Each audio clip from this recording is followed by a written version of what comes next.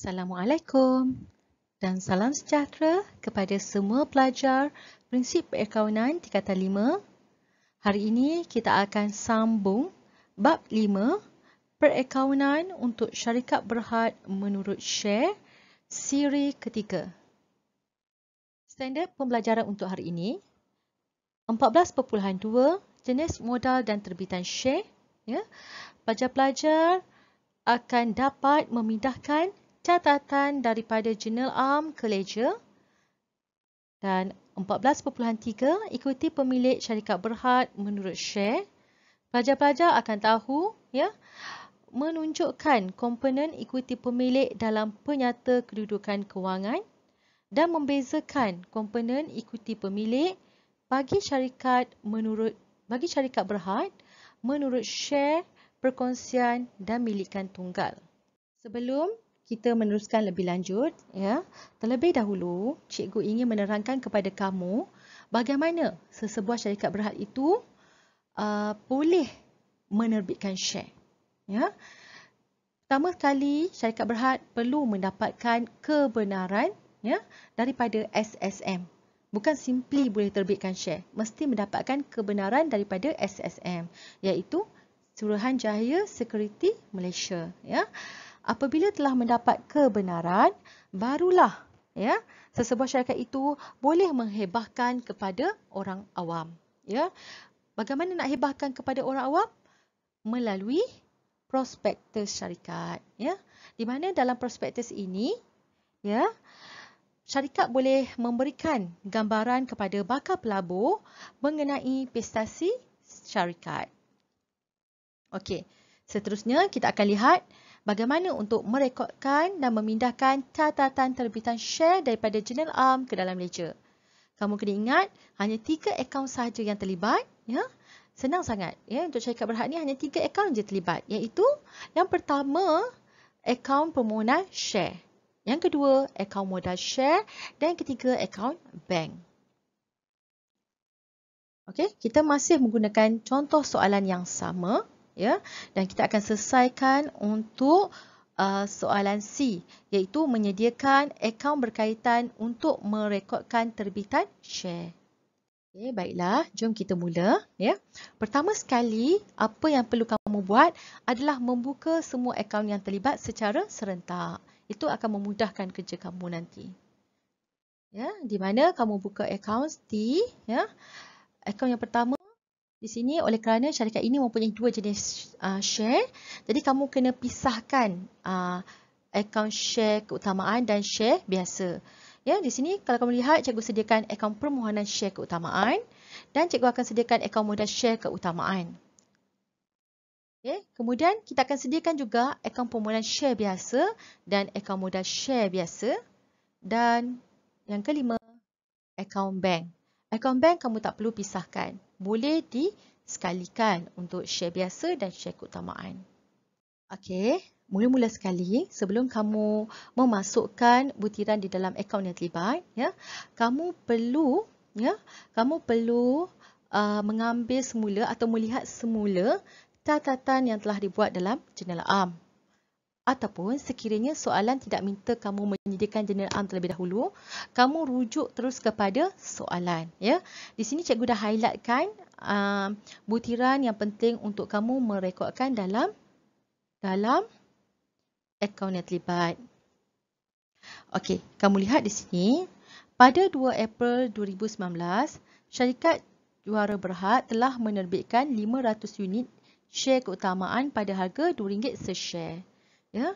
Di mana dalam Journal Am, kamu telah tulis debit akaun permohonan 600 share keutamaan dan kreditkan modal 600 share keutamaan. Cikgu terangkan sedikitlah sebagai ulang kaji.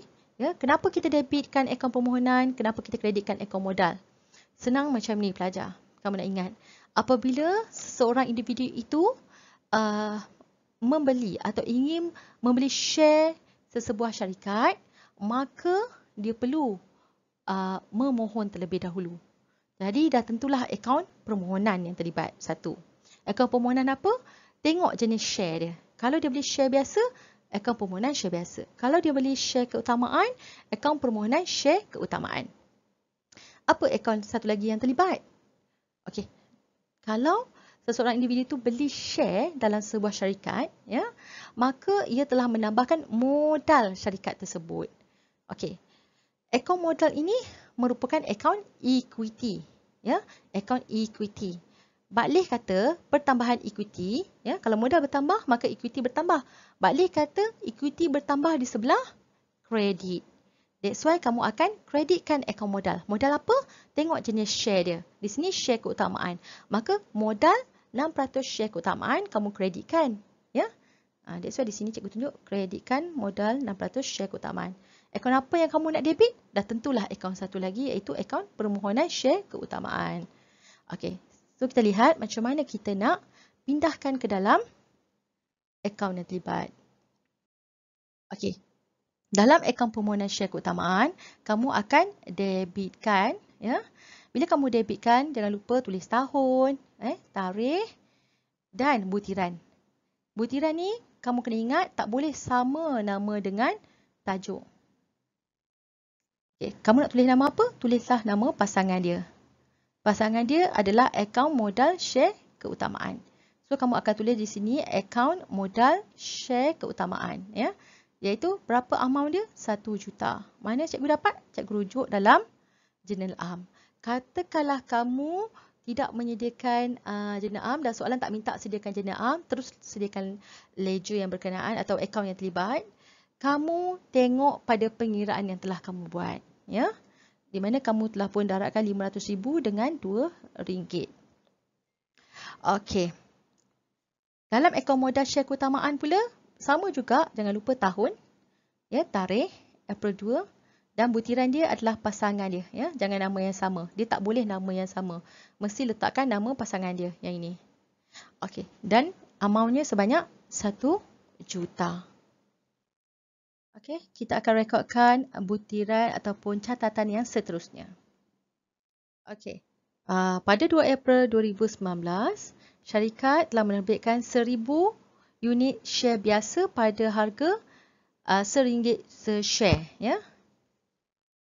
Okey, jadi dalam catatan jurnal am, kita telah pun mendebitkan akaun permohonan share biasa dan kreditkan modal share biasa. Jadi kamu tinggal pindahkan masuk sahaja. Ya, tahunnya 2019, tarikhnya April 2, ya. Butirannya modal share biasa, ya. Tulis nama pasangan dia, jangan nama yang sama, dan RM sejuta, ya. Dalam akaun modal share biasa kita akan kreditkan tahun 2019, April 2, ya. Butirannya permohonan share biasa, ya, nama pasangannya dan RM 1 juta. Macam tu saja, ya. Okey, kita telah pun selesai untuk step yang pertama, iaitu permohonan share, ya. Di mana kita telah pun merekodkan permohonan share, iaitu kamu debitkan akaun permohonan share dan kreditkan akaun modal share. Okey, sekarang kita akan rekodkan step yang berikutnya, iaitu penerimaan wang daripada langganan yang dibuat, ya. Okey, kamu tahu, ya, sebuah syarikat apabila diterbitkan share itu dilanggan oleh orang awam perlu membayar penuh, ya. So, cara nak rekodkannya, ya, dah tentulah bila kita terima pembayaran, akaun terlibat mestilah akaun bank. Dan akaun satu lagi, confirmlah akaun permohonan. Kerana tadi langgan pun kita rekod akaun permohonan. Apabila orang awam bayar pun, maka kita akan rekodkan dalam akaun permohonan. Sebelum kita mula merekodkan, ya, cikgu nak buat sedikit ulang kaji dengan kamu dalam pembelajaran yang lepas, ya. Kenapa di sini untuk permohonan share biasa ada RM1.100.000, ya, sedangkan share yang diterbitkan adalah RM1 juta. Kerana kita lihat di sini, kita dapati semua share yang dilanggan telah dibayar penuh pada tarikh permohonan 30 April, ya. Tetapi kita dapati ada RM100,000, ya, RM100,000 lebihan langganan untuk share biasa. Jadi di situ kita dapati kita terbitkan 1 juta tapi yang melanggan sebanyak 1.100.000. Ya, maksudnya terlebih langganan. Dan kamu kena ingat apabila seseorang individu itu ingin melanggan share dalam sebuah syarikat, mereka perlu membayar penuh sama ada dapat atau tidak, mereka perlu membayar penuh terlebih dahulu. Jadi kita telah pun menerima pembayaran tersebut, jadi kita perlu rekodkan terlebih dahulu lebihan langganan tersebut. Ya, kemudian barulah kita akan pulangkan semula. Okey. Jadi cara merekodkannya, kita akan debitkan akaun bank, iaitu kita akan tulis tahun terlebih dahulu 2019, ya, tahun. Tarikhnya pada 30 April kan. Jadi kita akan tulis April 30. Okey. Dan kita telah menerima bayaran untuk permohonan share keutamaan sebanyak RM1,000,000, dan kita juga telah menerima pembayaran daripada permohonan share biasa, iaitu RM1,100,000. Okey. Itu di sebelah debit account bank. Kemudian kita akan kreditkan akaun permohonan share keutamaan. Ya, tuliskan tarikh tahun 2019, April 30, butiran pasangan dia bank dan amount RM1,000,000. Dan kita akan kreditkan juga akaun permohonan share biasa. Tuliskan tahun 2019, April 30, akaun bank dan amountnya RM1,100,000. Langkah seterusnya barulah kita akan rekodkan pula untuk pembayaran balik.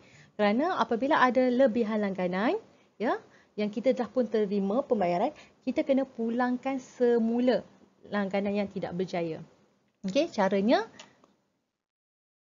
Okey, seterusnya kita akan rekodkan bayaran balik lebihan langganan. Ya, tadi kita dah terima termasuk dengan lebihan langganan. Okey, sekarang kita akan rekodkan pula untuk bayaran balik. Okey.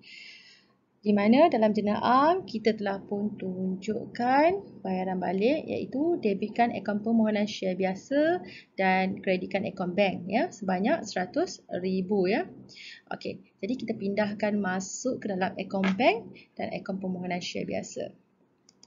Okey, dalam akaun bank kamu kreditkan, tulis tahun 2019, April 30, ya. Dan nama pasangannya iaitu catatan berku, permohonan share biasa dan amountnya sebanyak RM100,000. Di dalam akaun permohonan share biasa, kita akan debitkan, ya, kita tulis tarikh 30, butiran bank dan amountnya sebanyak RM100,000. Seterusnya, kita nak rekodkan untuk perenggan yang ketiga, iaitu syarikat memerlukan modal tambahan, ya. Dan syarikat telah menerbitkan 500 unit share biasa pada harga RM1 pada 13 Ogos 2019. Okey, dalam jenayah kita telah pun menunjukkan catatannya, iaitu Ogos 13, ya, debit permohonan share biasa dan kreditkan akaun modal share biasa sebanyak RM500,000. Okey, jadi kita transfer masuk dalam akaun permohonan dan akaun modal share biasa. Okey, iaitu tarikh Ogos 13, butiran pasangan bergu dia, modal share biasa dan amount RM500,000. Dan di sebelah kredit untuk akaun modal share biasa Ogos 13, ya, butiran permohonan share biasa dan amount RM500,000. Okey, baiklah.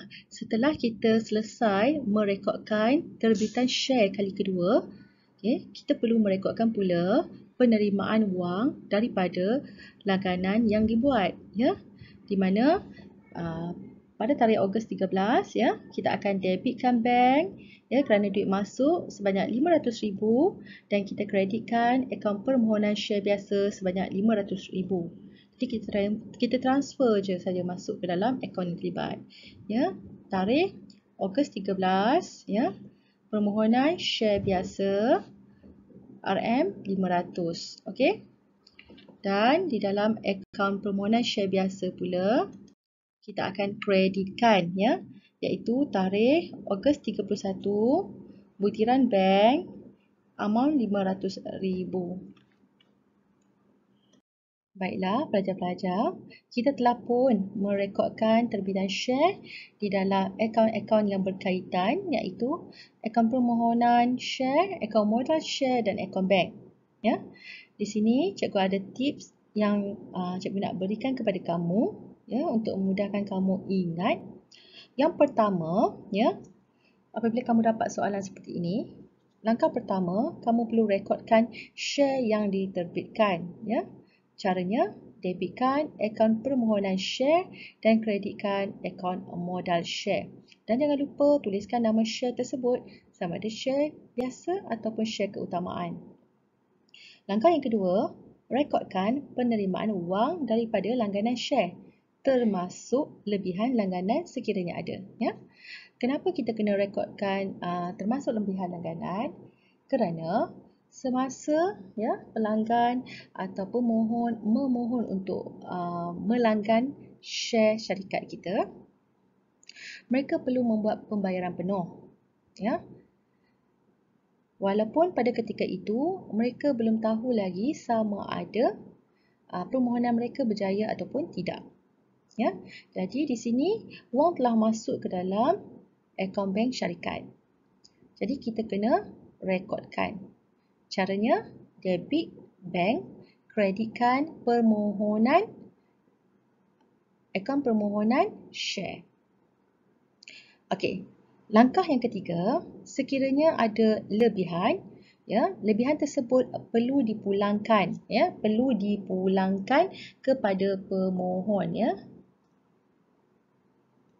Okey, jadi cara merekodkannya, kita perlu kreditkan bank sebab duit keluar kan. Jadi debitkan akaun permohonan share.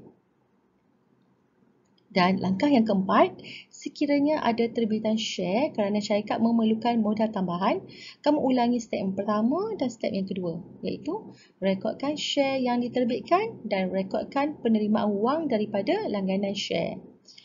Okey, dan tambahan di sini, tadi cikgu cerita pasal lebihan langganan. Bagaimana pula sekiranya ada kurangan langganan di mana share yang diterbitkan tidak habis dilanggan?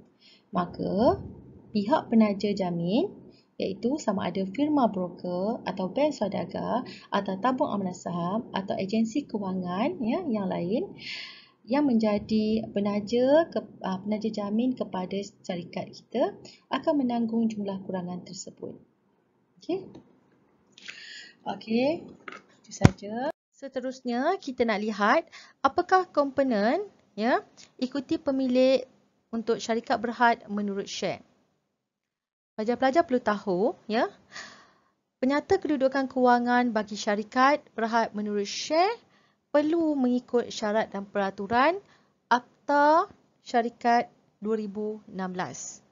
Ya, di mana butiran yang perlu ditunjukkan, ya, dalam penyata kedudukan kewangan ialah modal diterbitkan dan berbayar penuh. Ya, di mana perlu ditunjukkan juga bilangan iaitu unit yang dikeluarkan dan jenis share yang dikeluarkan. Ya, iaitu sama ada share biasa atau share keutamaan. Manakala untuk share keutamaan perlu juga dituliskan kadar dividen yang akan diperolehi. Okey, untuk memudahkan kamu faham, cikgu akan tunjukkan. Okey, kita lihat kehendak soalan iaitu untuk E, ya, E. Kita abaikan dulu untuk D, ya, di mana cikgu akan tunjukkan dalam kelas yang akan datang. So untuk E, pelajar-pelajar perlu menunjukkan bahagian ikuti pemilik dalam penyata kedudukan kewangan pada 31 Mac 2020. Okey, di sini cikgu buat, ya, penyata kedudukan kewangan di sebelah ikuti pemilik, iaitu pelajar perlu tunjukkan modal diterbitkan dan berbayar penuh.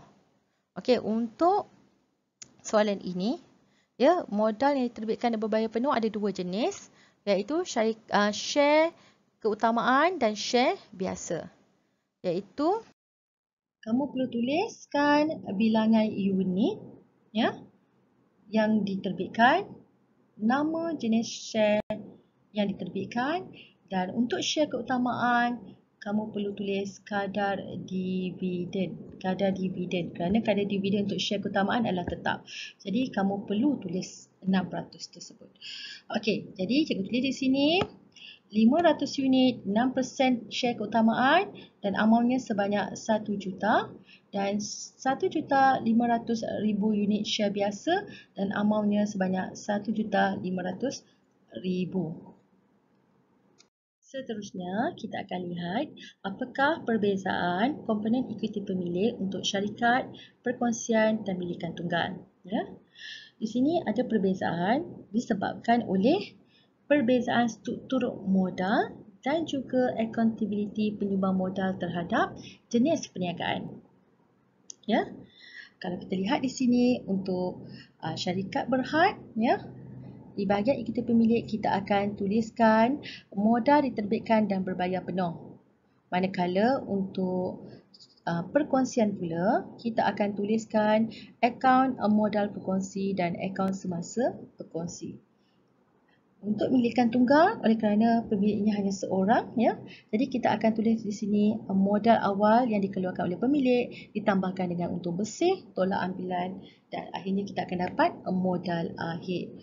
Ya, jadi itulah perbezaan untuk bahagian ekuiti pemilik dalam penyata kedudukan kewangan. So secara overallnya penyata kedudukan kewangan bagi ketiga-tiga milikan ini masih sama, kecuali hanya pada komponen ekuiti pemilik sahaja yang ada perbezaan. Okey. Okey, kita telah pun selesai untuk pembelajaran pada hari ini. Cikgu harap kamu telah pun faham bagaimana untuk merekodkan, ya, terbitan share ke dalam akaun ataupun memindahkan catatan terbitan share ke dalam akaun. Ya. Ingat tip yang cikgu berikan kepada kamu, ya, dan ingat juga, ya, apakah komponen yang ada dalam ekuiti pemilik untuk syarikat berhad dan apakah perbezaan komponen ekuiti pemilik untuk syarikat, perkongsian dan milikan tunggal. Okey, baiklah. Kita akan jumpa dalam kelas yang akan datang. Ya, sebelum berakhir, cikgu harap kamu jawab latihan yang cikgu sediakan. Ya, jawab dalam buku latihan dan ambil gambar dan hantarkan ke Google Classroom untuk tajuk ini. Ya. Okey, sebelum berakhir, cikgu ada kata motivasi buat kamu. Pendidikan mempunyai akar yang pahit, tapi buahnya yang manis. Ya. Maksudnya, sekarang ni memang kamu perlu melalui saat yang sukar, ya. Terutama dalam keadaan PDPR ni, ya, bukan senang untuk belajar. Tapi kalau kamu berusaha dan mampu mengharunginya, percayalah, kamu akan rasa kemanisannya di kemudian hari. Okey, teruskan belajar dari rumah bersama cikgu. Kita jumpa lagi dalam kelas akan datang. Okey, bye.